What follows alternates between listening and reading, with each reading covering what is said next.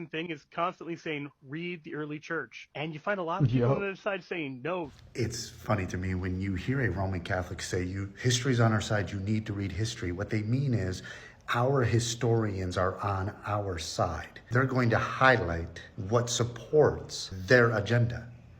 That's normal. Historians like to do that. When I first went to the South and heard somebody describe the Civil War as the war of northern aggression, I was like, what?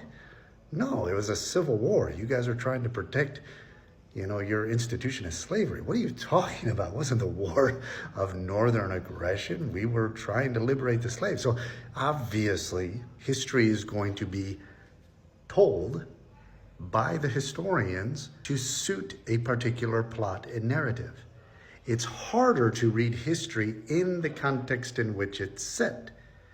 Read history letting the narrative of the events drive the plot. Don't let your plot and your current institution drive the narrative, because then you're going to emphasize the narrative that supports your current situation. Objectively read the church fathers, and you will find there's way more nuance to it than that. What you'll find is reading the church fathers from the 1st century up to about the 4th or 5th century, they are constantly affirming the supremacy of scriptures, and anything they teach is rooted in scripture, in biblical doctrine, and apostolic doctrine.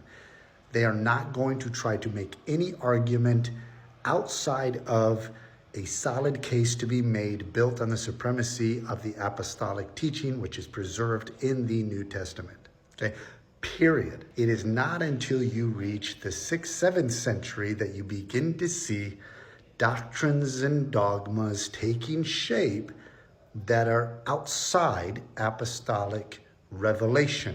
But it's at that same time that you see new doctrines introduced, and new doctrines meaning new doctrines being dogmatized that had been theorized prior, but are now being established as dogma. You're seeing that take shape in the Roman Catholic version of the church.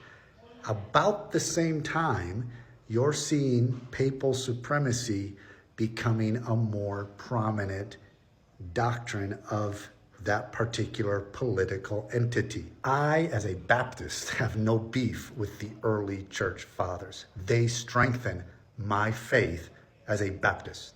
They strengthen my doctrinal conviction as a Baptist. The early church fathers, yeah, that might surprise you. But everything I read that the early church fathers produced only strengthen true apostolic biblical